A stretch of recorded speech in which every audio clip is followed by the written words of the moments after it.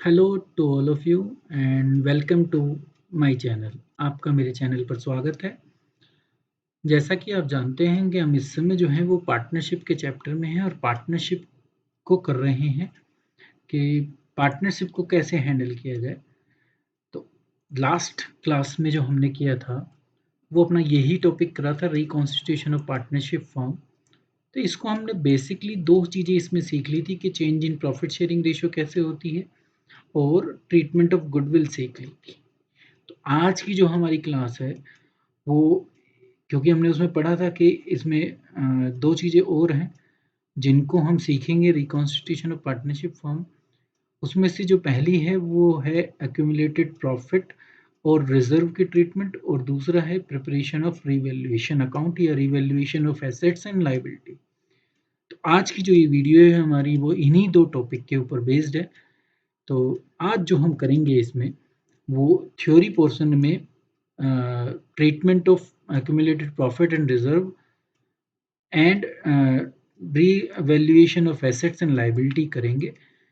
तो ज़्यादा समय वेस्ट न करते हुए हम इस वीडियो पर चलते हैं। बस वीडियो से पहले आपने अभी तक अगर चैनल सब्सक्राइब नहीं किया है तो आप सब्सक्राइब कर दीजिए, साथ ही साथ बेल आइकन को प्रेस कर दीजिए सो दैट आपके पास समय पर वीडियो आती रहे और जो आपका 95% का एक टारगेट हमने लिया है हम उसको अचीव कर सकें। तो चलते हैं अपने आज के टॉपिक पर और समझते हैं कि ये दो टॉपिक या ये दो कंसेप्ट हम कैसे क्लियर करेंगे और इनके ऊपर प्रैक्टिकल प्रॉब्लम को कैसे करेंगे। तो चलते हैं। थर्ड पॉइंट हमने पढ़ा था कि रिकॉन्स्टिट्यूशन जब हम करेंगे तो वो है कि जो पहले से जुड़े हुए प्रॉफिट हैं या ऐसे रिजर्व जिनको हम जो पार्टनर से संबंधित हैं, जो फ्री रिजर्व्स हैं या जो नॉन लायबिलिटी के लिए नहीं बने हुए हैं, उनको मुझे क्या करना पड़ेगा, पार्टनर्स के बीच में बांटना पड़ेगा, क्योंकि वो ऐसा प्रॉफिट है जो पुरानी फर्म ने कमाया है, रिकॉन्स्टिट्यूशन होने से पहले की फर्म का है। तो वो पुराने पार्टनर्स का पुरानी रेशो में, एक तो वो पुराने पार्टनर्स का होता है और पुरानी रेशो में डिवाइड होना उसका ज़रूरी होता है। तो वो कहलाता है एक्यूमुलेटेड प्रॉफिट और रिजर्व का accounting treatment. If the firm having accumulated profit या रिजर्व या दोनों चीज़ें बैलेंस शीट के अंदर अगर ये शो की जा रही हैं, तो जब रिकॉन्स्टिट्यूशन हम कभी भी करेंगे तो इनको मुझे दो तरीके से ट्रीट करने के ऑप्शंस मेरे पास होते हैं। वो दो तरीके कौन से हैं? पहला तरीका हमें ये बताता है कि जब रिजर्व और जो एक्यूमुलेटेड प्रॉफिट हैं वो भविष्य में हम बुक में नहीं दिखाएंगे। जैसे हमने गुडविल को राइट ऑफ किया, ऐसे ही हम इनको भी अगर राइट ऑफ कर दें, या यहाँ पर राइट ऑफ ना कहेंगे, उसको हम क्या कहेंगे, डिस्ट्रीब्यूट कर दें। ठीक है, गुडविल राइट ऑफ होती है, उसको समाप्त किया जाता है, इनको बांटा जाता है क्योंकि ये प्रॉफिट है। तो इनको उसी डेट पर हमें डिस्ट्रीब्यूट कर दिया जाएगा, बैलेंस शीट में आगे से ये दिखाई नहीं देंगे। दूसरा केस हमें ये कहता है कि भाई हम इसको बुक में एज इट इज़ रखें। तो अगर मैं इनको बुक में रखना चाहता हूँ और प्रॉफिट शेयरिंग रेशियो को चेंज कर रहा हूँ, या पार्टनर को एडमिट कर रहा हूँ, या पार्टनर को रिटायर कर रहा हूँ, या अनफॉर्चुनेटली उसकी डेथ हो गई है, तो फिर कोई ना कोई पार्टनर सेक्रीफाइस कर रहा होगा और कोई ना कोई गेन कर रहा होगा। और भविष्य में जब वो कभी डिस्ट्रीब्यूट होंगे तो वो तो नई रेशो में डिस्ट्रीब्यूट होंगे। फिर फिर क्या होगा, उनके बीच में डिस्प्यूट आएगा, वो कहेंगे भाई ये तो पुराना था। ठीक है, तो वो इनजस्टिस होगा किसी ना किसी के साथ, किसी ना किसी का मतलब जो भी सेक्रीफाइस कर रहा था उसके साथ इनजस्टिस है। तो उसके साथ कोई इनजस्टिस ना हो, तो इसके लिए फिर हम क्या करते हैं, सेकंड केस के अंदर, इस वाले केस में एक एडजस्टमेंट एंट्री पास कर देते हैं। जैसे गुडविल की ट्रीटमेंट हमने की थी, उसके लिए भी हमने क्या किया था, वो जो एंट्री थी कि गेनिंग पार्टनर को डेबिट करो और जो सेक्रीफाइसिंग पार्टनर है उसको क्रेडिट करो, वो एक एडजस्टमेंट एंट्री थी। यहाँ पर भी फिर हमें क्या करना पड़ेगा, एडजस्टमेंट एंट्री पास करनी पड़ेगी। वो आगे देखेंगे कैसे होती है। अभी चलते हैं कि अकाउंटिंग ट्रीटमेंट कैसे की जाती है जब उनको हमें बुक में शो नहीं करना, दैट्स मीन्स उनको मुझे ख़त्म करना है। तो ये जितने भी आप एक चीज़ और यहाँ पर जो मैं बता रहा हूँ, देखो आप इनको अगर याद रख पाए ना, तो मैं गारंटी देता हूँ कि ये कंसेप्ट आप कभी नहीं भूल पाओगे और आप बहुत ईजिली इन चीज़ों को याद रख पाओगे और ईजिली हैंडल कर लोगे। चाहे वो प्रॉफिट हो, क्रेडिट बैलेंस के साथ होता है, और चाहे वो हमारे रिजर्व हो, क्रेडिट बैलेंस होते हैं उनके। तो अगर इनको ख़त्म करना है तो आप सीधा कंसेप्ट समझो कि इसको जस्ट अपोजिट कर दो। इसका मतलब रिजर्व और अक्यूमुलेटेड प्रॉफिट को मुझे डेबिट करना पड़ेगा। फिर क्रेडिट किसको करूँगा? जो पुराने पार्टनर है। किस रेशो में? ओल्ड रेशो में। तो एंट्री क्या बनेगी? ये बन गई। सारे डेबिट हो गए। अब चाहे वो जनरल रिजर्व हो या किसी और टाइप का रिजर्व हो, ठीक है, चाहे वो प्रॉफिट एंड लॉस अकाउंट हो, चाहे वो वर्कमैन कंपनसेशन रिजर्व हो, चाहे वो इन्वेस्टमेंट फ्लक्चुएशन रिजर्व हो, ये सब जो अकाउंट है ये मैं क्लोज कर दूंगा और पार्टनर कैपिटल अकाउंट को क्या कर दूंगा?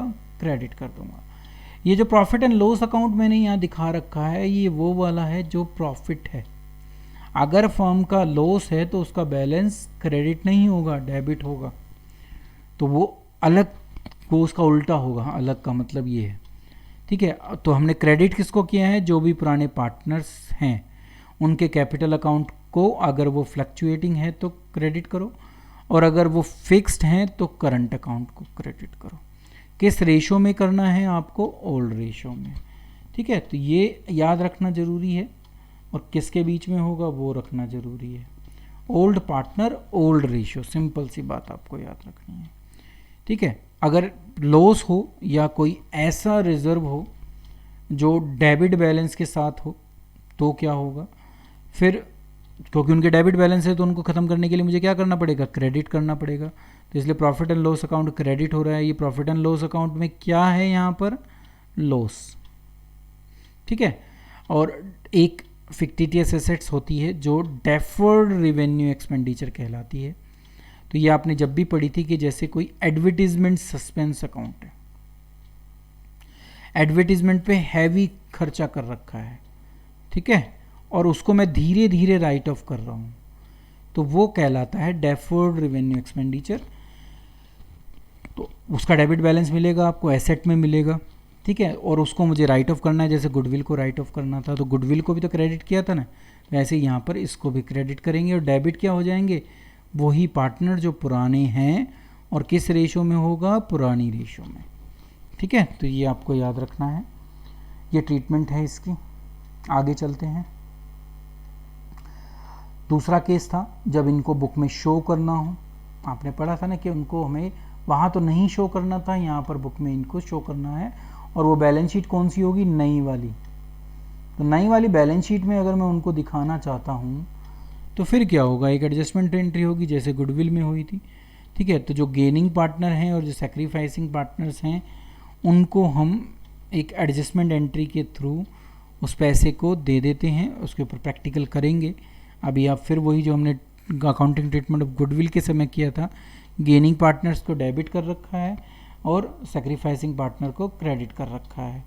कैपिटल का मतलब फ्लक्चुएटिंग है, करंट अकाउंट जो आ जाएगा जब यहाँ पर क्या होंगे? ये फिक्स्ड होंगे।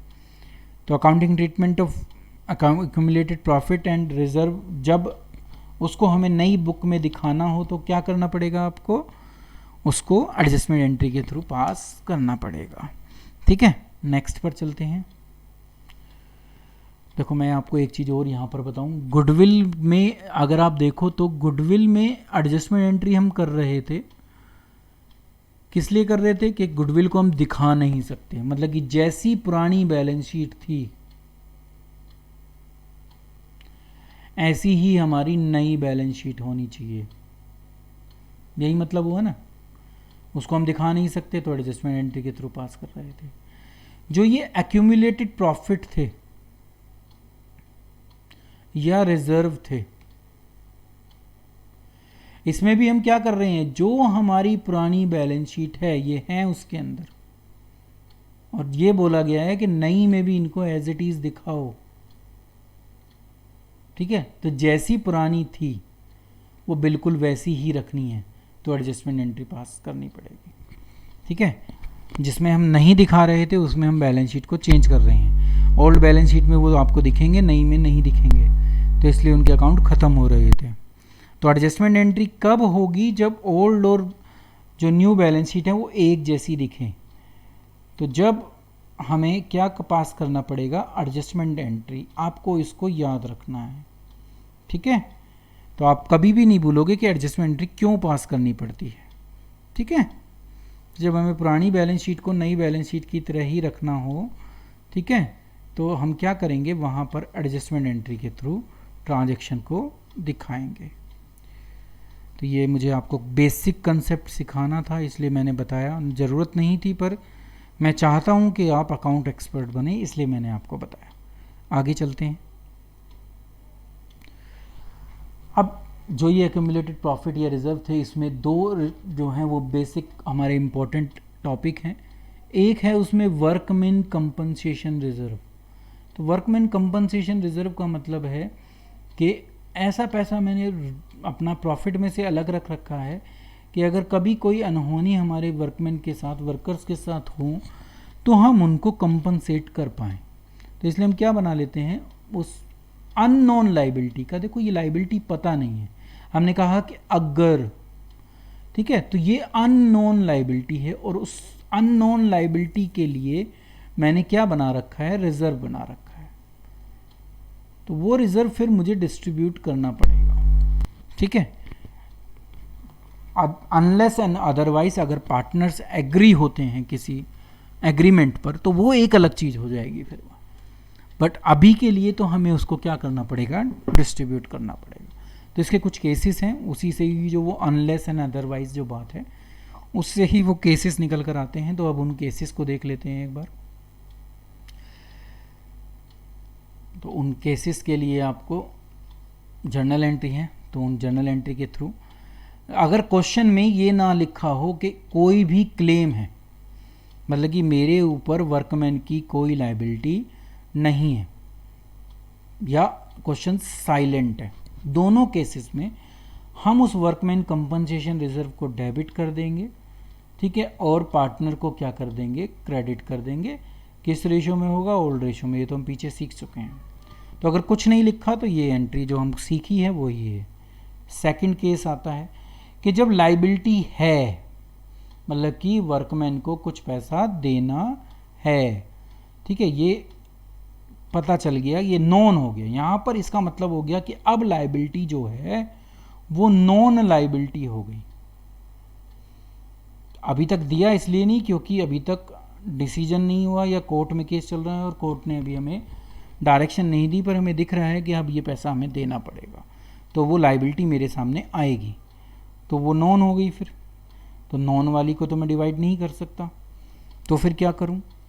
तो अगर उसकी वो जो लाइबिलिटी है नॉन, जिसको मुझे पता है, अगर वो एक्सपेक्टेड लाइबिलिटी कम हो जितना मेरे पास वर्कमैन कंपनसेशन रिजर्व है, मान लिया मेरे पास जो वर्कमैन कंपनसेशन रिजर्व है वो 50,000 का है, ठीक है, मतलब ये 50,000 का यहाँ लिख देता हूँ मैं, 50,000 का है वो, और मुझे बताया गया कि जो वर्कमैन कंपनसेशन प्रोविज़न बनाकर रखना है, मतलब कि जो लाइबिलिटी मुझे देनी है वो मेरे सामने आएगी 20,000 की। तो 20,000 तो मुझे रोकना पड़ेगा, कहाँ डालना पड़ेगा, provision for workman compensation reserve. बाकी जो बचा, बाकी कितना बचा, 30,000, वो मुझे पार्टनर्स के बीच में डिवाइड कर देना पड़ेगा ओल्ड रेशियो में, ठीक है। तो ये होगा जब लाइबिलिटी कम हो, मतलब कि 50,000 का मेरे पास कंपनसेशन है, रिजर्व है, 20,000 का कंपनसेशन आया है, 30,000 अभी भी मैं डिवाइड कर सकता हूँ। नेक्स्ट केस पे चलते हैं। अगर ये दोनों बराबर हो जाएं, मतलब कि 50,000 ही रिजर्व है और 50,000 ही लाइबिलिटी नॉन हो जाए, तो फिर तो पार्टनर में कुछ नहीं बटेगा, तो एंट्री करने की भी कोई ख़ास ज़रूरत नहीं है, क्योंकि अगर आप एंट्री भी पास करोगे तो आप क्या करोगे, वर्कमैन कंपनसेशन रिजर्व अकाउंट को डेबिट करोगे और provision for workman compensation reserve account को क्रेडिट करोगे। तो वो कोई ज़रूरत नहीं है आप वर्कमैन कंपनसेशन रिजर्व को अपनी बुक में एज इट इज़ लिखते रहो, तो वो अपने आप में ही क्या हो गया, वो सारा का सारा जो वर्कमैन कंपनसेशन रिजर्व है वो नॉन लाइबिलिटी कहलाएगा और उसके लिए एंट्री पास करने की आपको ज़रूरत नहीं है।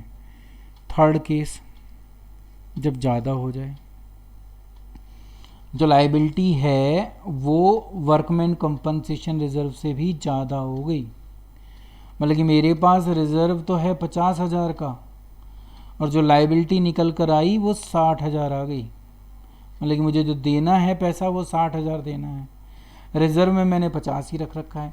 तो अब पार्टनर में क्या बचेगा, कुछ भी नहीं, बल्कि कि 10,000 रुपये और मुझे अपने जो है प्रॉफिट में से देने पड़ेंगे। तो फिर उसमें हम एक अकाउंट बनाएंगे, आगे हम देखेंगे। रीवैल्यूएशन किया जाता है यहाँ पर हर चीज़ का, revaluation of asset and reassessment of liability. तो एक लाइबिलिटी थी, इसको रीअसेस किया गया और पता चला कि ये 60,000 हो गई है, तो 10,000 बढ़ रही है। ठीक है, तो लाइबिलिटी को बढ़ाया कैसे जाएगा, लाइबिलिटी का कौन सा बैलेंस होता है, क्रेडिट बैलेंस होता है। मैंने आपको वैसे भी बताया था कि जितने भी ये रिजर्व हैं, प्रॉफिट है, इनका कौन सा बैलेंस मिलता है, क्रेडिट। तो फिर इसको बढ़ाया कैसे जाएगा, क्रेडिट कर कर ही। तो हमने क्या कर दिया, वर्कमैन कंपनसेशन रिजर्व को क्रेडिट कर दिया, कितने अमाउंट से, कितना डिफरेंस है, 10,000। ठीक है, और कहाँ से लूँगा इस, जहाँ पर मैं इस रीवैल्यू कर रहा हूँ, मतलब कि रीवैल्यूएशन अकाउंट। तो यहाँ पार्टनर कैपिटल अकाउंट नहीं आएगा। तो आपको ये समझना है कि अगर ये एंट्री आती है तो ये पार्टनर कैपिटल अकाउंट में नहीं जाएगी। जब वर्कमैन कंपनसेशन रिजर्व की जो लाइबिलिटी है वो वर्कमैन कंपनसेशन रिजर्व से ज़्यादा निकलती है। ठीक है, आगे चलते हैं और अब तो अब आगे देखते हैं। ऐसा ही एक और रिजर्व जो बहुत इंपॉर्टेंट है और जो आपको बहुत मिलेगा, जिसकी ट्रीटमेंट थोड़ी सी कन्फ्यूजिंग होती है, तो उस कन्फ्यूजन को दूर करते हैं अपनी। ये है इन्वेस्टमेंट फ्लक्चुएशन रिजर्व। जैसे आपने वर्कमैन कंपनसेशन रिजर्व में देखा, ऐसे ही दूसरा ये रिजर्व है जो इन्वेस्टमेंट फ्लक्चुएशन रिजर्व बनता है। ये इन्वेस्टमेंट की फ्लक्चुएशन, जैसे जब आप शेयर खरीदते हो तो आपको पता चलेगा कि शेयर जो है कितना ज़्यादा फ्लक्चुएट करता है, कभी ऊपर कभी नीचे, कभी ऊपर नीचे कभी नीचे। तो उस फ्लक्चुएशन को कवर करने के लिए कि मुझे ज़्यादा लॉस ना हो जाए उस एक पर्टिकुलर इन्वेस्टमेंट से, मैं एक इन्वेस्टमेंट फ्लक्चुएशन रिजर्व बना देता हूँ। ठीक है, तो ये इन्वेस्टमेंट फ्लक्चुएशन रिजर्व जो होता है, ये उस फ्लक्चुएशन को कवर करने के लिए बनाया जाता है, तो उस लॉस को कवर करने के लिए। तो पता नहीं है कि होगा कि नहीं होगा, तो इसलिए अननोन लाइबिलिटी है। तो अननोन लाइबिलिटी के बारे में आपने पढ़ा है कि अगर वो अननोन लाइबिलिटी है तो जो भी रिजर्व उस डेट तक है वो डिस्ट्रीब्यूट होगा। ठीक है, तो मुझे इसको डिस्ट्रीब्यूट तो करना है। तो फिर वही कंडीशंस आती हैं, तो कंडीशंस देखते हैं आप। कंडीशंस क्या है, पहली तो वही है कि अगर कुछ ना लिखा हो, ठीक है, कुछ ना लिखा हो, या तो कुछ मेंशन ना हो या कोई चेंज ना हुआ हो बुक वैल्यू पर, मतलब जितने की मेरी इन्वेस्टमेंट है वो उतने की ही हो।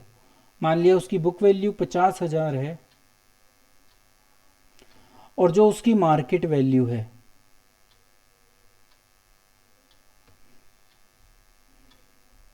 वो भी 50,000 ही है।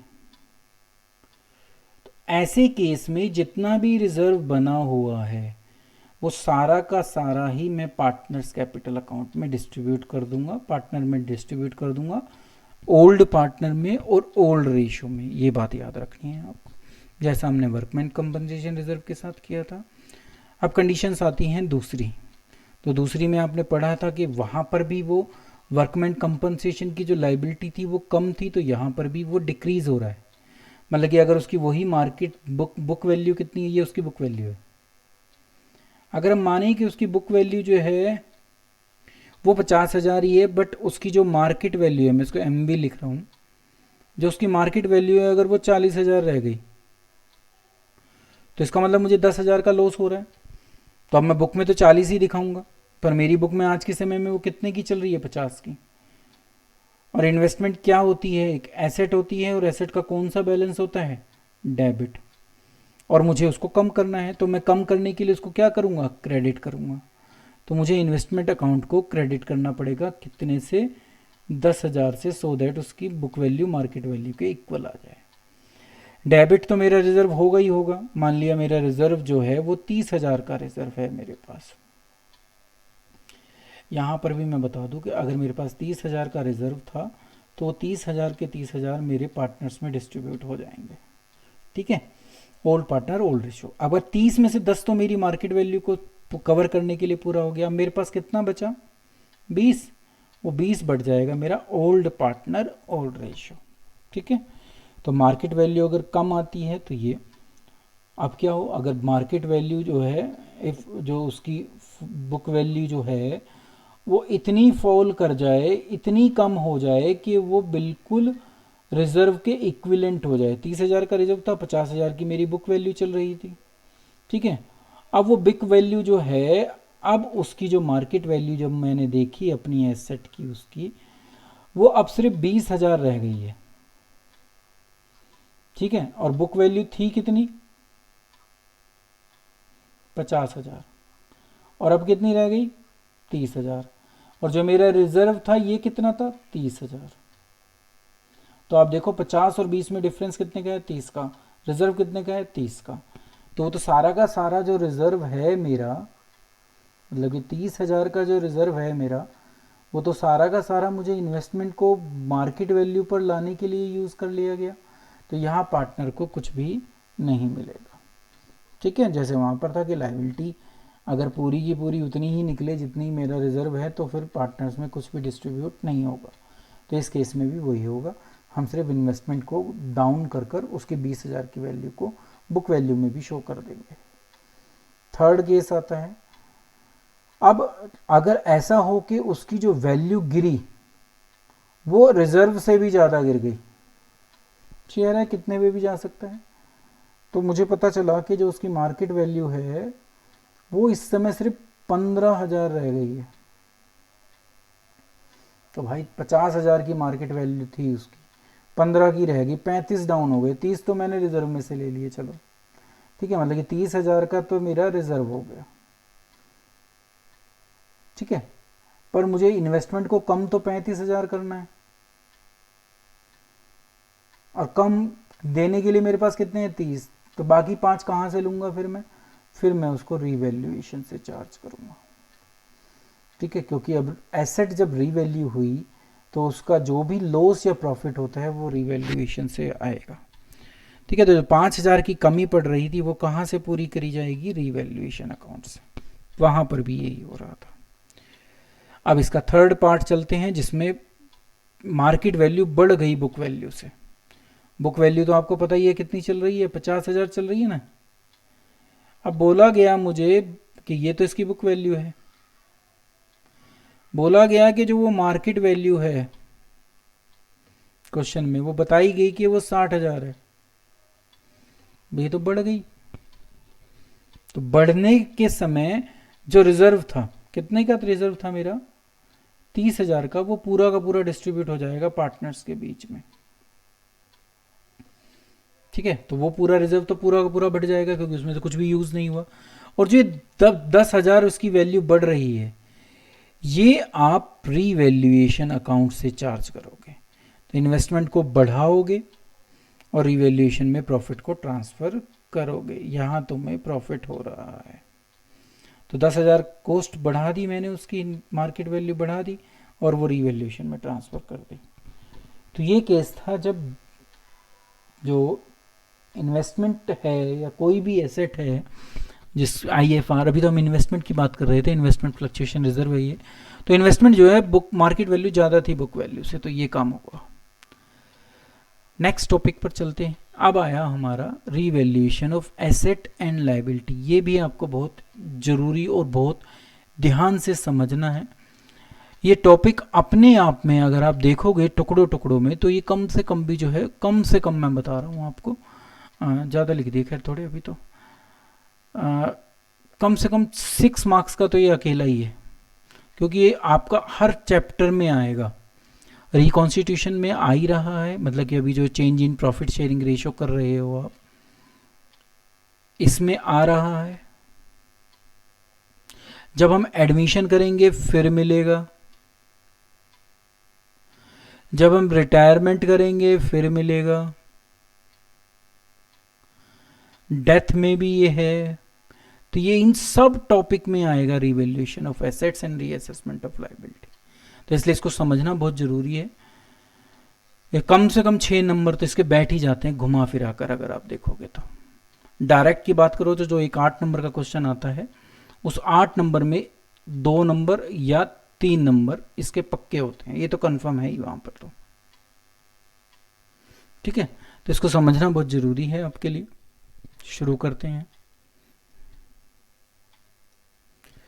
तो तो जब भी कभी रिकॉन्स्टिट्यूशन हो, जितने भी केसेस मैंने लिखे थे वो हो, तो मुझे अपनी एसेट्स और जो लाइबिलिटी होती हैं उनको रीवैल्यू और रीअसेस करना ही पड़ता है।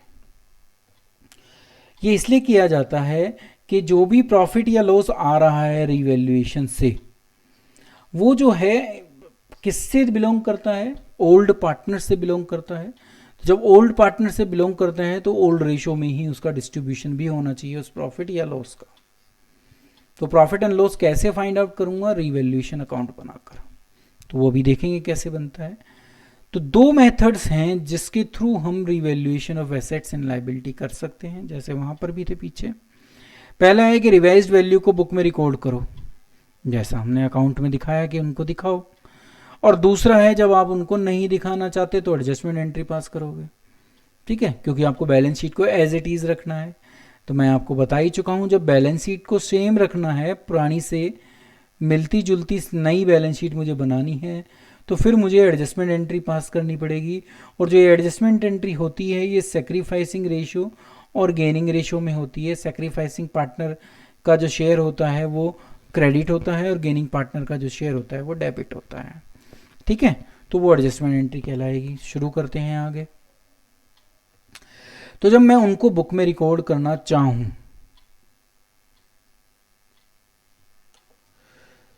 तो क्या होगा, जो एसेट मेरी बढ़े, देखो समझना इस बात को, यहां पर एसेट इंक्रीज करें तो एसेट बढ़ती है। अब आप इसको यहां ऐसे समझिए, जैसे मेरी बिल्डिंग है, वो अभी मेरी 5 लाख की है। अब उसकी जब रीवैल्यूएशन की गई तो पता चला कि वो बिल्डिंग अब मेरी आज की डेट पर 7 लाख की है। तो आप पाओगे कि इन दोनों में जो डिफरेंस आया वो इंक्रीज का है 2 लाख का। तो तुम अपनी बुक में उसको कैसे बढ़ाकर दिखाओगे, बताओ आप मुझे, जब आप उसको बुक में दिखाना चाहते हो। क्योंकि बिल्डिंग एक एसेट है, वो डेबिट बैलेंस के साथ होती है। तो अगर मुझे उसको बढ़ाना है तो मुझे उस एसेट को डेबिट ही करना पड़ेगा। तो एसेट अकाउंट डेबिट हो जाएगा, मतलब कि बिल्डिंग अकाउंट डेबिट हो जाएगा। और वो जो प्रॉफिट हुआ 2 लाख का, वो कहाँ ट्रांसफर कर दिया जाएगा, रीवैल्यूएशन में। तो एंट्री बन गई asset account debit to revaluation account. जब भी कभी कैसी भी एसेट बढ़े, ठीक है। अब अगर एसेट घटे, डिक्रीज हो जाए, स्टॉक था 40,000 का था, रीवैल्यूएशन किया, पता चला 35,000 का ही है। अब एसेट को कम करना है, तो आपने अभी देखा था जब इन्वेस्टमेंट फ्लक्चुएशन रिजर्व में देखा था, मार्केट वैल्यू जब डाउन जा रही थी हम क्रेडिट कर रहे थे ना, तो उस एसेट को आप क्या कर दोगे, क्रेडिट कर दोगे, ठीक है। तो वो लॉस दिखाओगे कहाँ, रीवैल्यूएशन अकाउंट में। लॉस हमेशा डेबिट होते हैं, इसलिए रीवैल्यूएशन अकाउंट मैंने क्या कर दिया, डेबिट कर दिया। समझ में आ गया। नेक्स्ट पर चलते हैं। अब आई बारी एसेट को छोड़कर हम पहुंच गए लायबिलिटी की तरफ। लायबिलिटी अगर बढ़े, जैसे एग्जांपल लो, आपके क्रेडिटर थे, क्रेडिटर थे मेरे 20,000 के, और अब मुझे बताया गया कि मेरे क्रेडिटर जो अब हैं आज की डेट पर करंट में वो 25,000 के हैं। तो आप देखोगे तो आपका ये इंक्रीज कर रहा है 5,000 से, ठीक है। तो अब ये जब 5,000 से बढ़ रहा है, तो आप अगर एक चीज और नोट करो अब यहाँ पर, कि जो ये लायबिलिटी होती है, कैसी भी लायबिलिटी हो, वो हमेशा किस बैलेंस के साथ होती है, क्रेडिट बैलेंस के साथ। तो उसको बढ़ाओगे कैसे, क्रेडिट कर कर ही बढ़ाओगे। तो इसलिए क्या करना पड़ेगा, लायबिलिटी अकाउंट को क्रेडिट करना पड़ेगा। और डेबिट किसको करोगे, रीवैल्यूएशन को। क्यों डेबिट कर रहे हो, 5,000 ज़्यादा देने पड़ रहे हैं, लॉस हो रहा है ना आपको। तो लॉस हमेशा क्या होते हैं, डेबिट होते हैं। तो जिस तरीके से आपको समझ में आए उस तरीके से आप समझ लीजिए, ठीक है। अब इसका उल्टा, कि अगर लायबिलिटी कम हो गई, भाई क्रेडिटर जो है उनकी असेसमेंट की, ये डिक्रीज है, असेसमेंट की और पता चला कि 20 की जगह 15 के रह गए। तो अब लायबिलिटी को 15 तक पहुंचाओगे तो वो तो क्रेडिट में 20 की है, तो अब उस लाइबिलिटी को आप डेबिट कर दो, कम हो जाएगी वो लाइबिलिटी, और वो जो प्रॉफिट आपको हो रहा है उसको रिवैल्यूएशन में डालकर क्रेडिट कर कर प्रॉफिट के रूप में दिखा दो। ठीक है, तो प्रॉफिट हमेशा क्रेडिट होगा और लॉस हमेशा डेबिट होंगे। किस नाम से? रिवैल्यूएशन के नाम से। ठीक है, दोनों तरीके से आपको बताया। आगे चलते हैं। ये तो था कि जो बैलेंस शीट में गिवन थी, ये सारी वो चीजें थी जो हमारी बैलेंस शीट में ऑलरेडी गिवन है, उनकी फिगर हमारे पास है, कंपेयर कर रहे थे ना हम। तो ये तो बैलेंस शीट में ऑलरेडी एग्जिस्ट करती हैं। अब जो ना कर रही हूं उनका क्या करोगे? तो अब उनको देख लेते हैं। अब ऐसी को देखते हैं जो अनरिकॉर्डेड है, मतलब कि वो बुक में है नहीं पर मेरे पास वो एसेट है। तो आप यहाँ पर ऐसी बहुत सारी आइटम पाओगे जब आप पढ़ोगे। जैसे एक टाइपराइटर ज़्यादातर आपको मिलता है कि एक टाइपराइटर है जो अनरिकॉर्डेड है। अनरिकॉर्डेड का मतलब ज़्यादातर यही होता है कि उसको आप राइट ऑफ कर चुके हो बुक में से, पर वो अभी भी आपके पास है और उसकी मार्केट वैल्यू कुछ ना कुछ निकल रही है। तो एक ऐसा अनरिकॉर्डेड टाइपराइटर आपके पास था जिसकी आज की समय पर वैल्यू 1500 है। तो 1500 आपको मिलेंगे ही मिलेंगे ना, दिखाओगे आप उसको। तो आप क्या करोगे? उस एसेट को अब आप क्या कर दोगे? डेबिट कर दोगे, मतलब कि टाइपराइटर को मैं डेबिट कर दूंगा और रिवैल्यूएशन को क्या कर दूंगा? क्रेडिट कर दूंगा। तो ऐसी कोई भी एसेट जो अभी मेरी बुक में रिकॉर्ड नहीं है और वो बढ़ रही है, क्योंकि बढ़ेगी ऑब्वियसली है। देखो आप, जब वो मेरी बैलेंस शीट में नहीं है तो इसका मतलब बैलेंस शीट में उसका बैलेंस तो जीरो है, और आपको जो वो नई बैलेंस शीट आप बना रहे हो ये तो ओल्ड बैलेंस शीट है, और जो न्यू बैलेंस शीट बना रहे हो आप उसमें दिखा रहे हो कि टाइपराइटर जो आया मेरे पास वो है 1500 का। तो जीरो से आपने उसको कहाँ पहुंचा दिया? 1500। इसका मतलब आप उसको इंक्रीज कर रहे हो, तो इसलिए वो डेबिट होती है, और वो प्रॉफिट है आपका, जीरो से 1500 पे जा रहे हो, तो इसलिए वो क्या हो जाता है? रिवैल्यूएशन अकाउंट क्रेडिट हो जाता है। तो ये तो था जब कोई अनरिकॉर्डेड एसेट हो आपके पास, तो आपको उस एसेट को डेबिट कर देना पड़ता है और रिवैल्यूएशन अकाउंट को क्रेडिट कर देना पड़ता है। अब अगर अनरिकॉर्डेड लाइबिलिटी हो, तो अगर कोई अनरिकॉर्डेड लाइबिलिटी है तो बढ़ यहां पर भी रही है लाइबिलिटी, तो लाइबिलिटी कैसे बढ़ेगी? अभी बताया था, क्रेडिट कर कर। और वो लॉस आपको हो रहा है, वो देना पड़ेगा पैसा अब आपको। ठीक है, तो लॉस है तो वो क्या करना पड़ेगा? रिवैल्यूएशन अकाउंट डेबिट करना पड़ेगा। ठीक है, तो अनरिकॉर्डेड एसेट हो तो रिवैल्यूएशन अकाउंट क्रेडिट मिलेगा, अनरिकॉर्डेड लाइबिलिटी हो तो रिवैल्यूएशन अकाउंट क्या मिलेगा? डेबिट।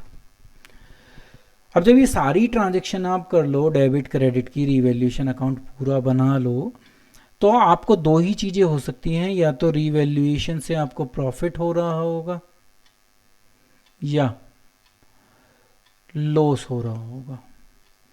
तो उस प्रॉफिट और लॉस को क्या करोगे आप? इस दोनों ही केसेस में आप क्या करोगे? वो जो भी हो वो पार्टनर्स में डिवाइड हो जाएगा। अगर पार्टनर के कैपिटल अकाउंट फ्लक्चुएटिंग है तो कैपिटल में, और अगर वो फिक्स है तो करंट में। ठीक है, किस रेशो में? याद रखना है, ओल्ड रेशो में। तो अब उसी के बेस पर एंट्री देखते हैं उनकी। सबसे पहले प्रॉफिट देख, दोनों नहीं मिलेंगे, ये बात याद रखना। जब रिवैल्यूएशन बनाओगे तो या तो प्रॉफिट आएगा या लॉस आएगा।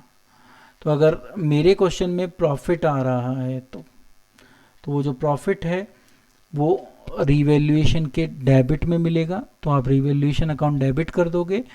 और क्योंकि वो पार्टनर्स को मिल रहा है, ये भी समझना है, तो इसलिए पार्टनर को क्या करना पड़ेगा? आपको क्रेडिट करना पड़ेगा। तो revaluation account debit to partners capital account या करंट अकाउंट, डिपेंड करता है कि वो फ्लक्चुएटिंग है या फिक्स्ड है, और किस रेशो में? ओल्ड रेशो में। ठीक है, और अगर लॉस हो तो, अगर लॉस निकल कर आया रिवैल्यूएशन से, तो पार्टनर कैपिटल अकाउंट को डेबिट करना पड़ेगा, उनसे वो पैसा लेना पड़ेगा एक तरीके से, या उनकी कैपिटल को कम करना पड़ेगा, और रिवैल्यूएशन अकाउंट को क्रेडिट करना पड़ेगा। ठीक है, तो लॉस जब भी आएगा तो रिवैल्यूएशन अकाउंट को आपको क्रेडिट करना पड़ेगा। अभी देखेंगे वो कैसे निकलता है और क्यों हो रहा है। ठीक है, ये भी किस रेशो में अगर बात करें एंट्री होगी, तो ओल्ड रेशियो में। तो ये वो जर्नल एंट्रीज थी। आजकल खास तौर से आपसे अकाउंट ना बनाकर जर्नल एंट्री पूछी जाती है, इस चैप्टर में तो कम से कम। तो वो जर्नल एंट्री मैंने आपको बता दी, बेसिक कंसेप्ट बता दिया। अब इसके बेस पर हम अकाउंट देख। तो अब चलते हैं और देखते हैं कि उस रीवैल्यूएशन अकाउंट को हम कैसे बनाते हैं, जो जिनके लिए हमने अभी जर्नल एंट्री की है। तो हम उस परफॉर्मे को देखेंगे, रीवैल्यूएशन अकाउंट का परफॉर्मा इस तरीके से है हमारे सामने। तो आप पाओगे इस परफॉर्मे के अंदर कि आपकी जितनी एसेट कम हुई हैं वो डेबिट होंगी, क्योंकि वो लॉस है हमारे लिए, ठीक है। जितनी हमारी लायबिलिटी बड़ी हैं वो भी लॉस है, इसलिए वो भी डेबिट होंगे। कोई भी अनरिकॉर्डेड लायबिलिटी हमारे को देनी है, लॉस हुआ, फिर डेबिट होगा। और जितनी एसेट हमारी इंक्रीज हुई क्रेडिट होंगी, या क्रेडिट साइड में आएंगे रिवैल्यूएशन के। सेम बात लायबिलिटी डिक्रीज होने पर होती है और अनरिकॉर्डेड एसेट को बढ़ाने पर होती है, मतलब अनरिकॉर्डेड एसेट को रिकॉर्ड करने में होती है। अब इसमें से मैं किसी एक का एग्जांपल लेके आपको समझाता हूँ कि ये रिवैल्यूएशन अकाउंट में क्रेडिट में या डेबिट में क्यों जाती है। जैसे मैं देखूँ कि रिवैल्यूएशन मतलब कि हमारी कोई एसेट है जो क्या हो गई, हमारी बढ़ गई, ठीक है। अब जैसे बिल्डिंग थी, वो बिल्डिंग जो है हमारी बढ़ गई। मैं एग्जांपल लिया था ना हमने कि बिल्डिंग हमारी क्या हुई, 2 लाख से बढ़ गई, तो हमने बिल्डिंग अकाउंट को डेबिट कर दिया 2 लाख से, और रिवैल्यूएशन अकाउंट को क्या कर दिया, क्रेडिट कर दिया। तो हम कौन सा अकाउंट बना रहे हैं, रिवैल्यूएशन अकाउंट बना रहे हैं। रिवैल्यूएशन अकाउंट किस साइड में है, क्रेडिट में, तो बिल्डिंग किस साइड से होगी, क्रेडिट में, ठीक है। तो इसलिए ये क्रेडिट में जाती है, ठीक है। ये मत समझना कि डेबिट बैलेंस था उसका तो, और फिर ये डेबिट में क्यों नहीं आ रही, क्योंकि ये लेजर अकाउंट है जो जर्नल के जस्ट अपोजिट चलता है, ठीक है। तो ये हमारा परफॉर्मा था रिवैल्यूएशन का, जो आप बनाओगे और इसी तरीके से बनेगा। बहुत इंपॉर्टेंट है ये शायद सबसे इम्पोर्टेंट टॉपिक है अभी जो हम कर रहे हैं। बाकी भी हैं पर ये ज़्यादा इम्पोर्टेंट है, ठीक है। अब ये तो हमारा वो केस था जब हम उस सारे केसेस को उसको रिकॉर्ड करना चाहते हैं बुक्स में। और अगर हम इनको बुक्स में ना रिकॉर्ड करना चाहें, जब हम रिवाइज्ड वैल्यू को बुक में शो ही नहीं करना चाहते, तो आपको फिर जो वर्किंग नोट है उस वर्किंग नोट में रिवैल्यूएशन अकाउंट बनाना पड़ेगा, क्योंकि वहीं से तो पता चलेगा आपको प्रॉफिट हो रहा है या लॉस हो रहा है, और उसी की तो एडजस्टमेंट एंट्री पास करोगे। तो वर्किंग नोट में आप रिवैल्यूएशन अकाउंट बनाओगे, ये आपको सबसे पहले याद रखना है। फर्स्ट स्टेप आपका यही है कि आप वर्किंग नोट में रिवैल्यूएशन अकाउंट बनाएं। तो जब रिवाइज्ड वैल्यू एसेट और लायबिलिटी को हमें बुक में नहीं दिखाना होता, मतलब बुक में जो उनकी वैल्यू है उसी पर दिखाना है, तो आपको एक एडजस्टमेंट एंट्री पास करनी पड़ेगी, ठीक है। अब वो किस में होगी, वही सेक्रीफाइसिंग या गेनिंग रेशियो में, ये मैं आपको बता ही चुका हूँ। उसके लिए आपको रिवैल्यूएशन अकाउंट बनाना पड़ेगा और वहाँ से प्रॉफिट या लॉस निकालना पड़ेगा जो आपका वहाँ पर लास्ट में निकल रहा था। तो वही है, 2 केसेस हो सकते हैं, एक प्रॉफिट। तो देखते हैं कि हम वो एडजस्टमेंट एंट्री कैसे पास करेंगे जिसके बेस पर हम बुक में बिना इफेक्ट डाले भी अपना रीवैल्यूएशन रिकॉर्ड कर लें। तो उन एडजस्टमेंट एंट्री को देखते हैं, वो या तो प्रॉफिट के लिए होगी और या लॉस के लिए होगी। तो अगर हम रिवैल्यूएशन अकाउंट बनाएं और उससे हमें प्रॉफिट आए, जिसका मतलब वो पॉजिटिव आए, तो आपको गेनिंग को डेबिट करना है जैसे आप दूसरी एंट्री में करते आए हैं, और सेक्रीफाइसिंग को क्रेडिट करना है।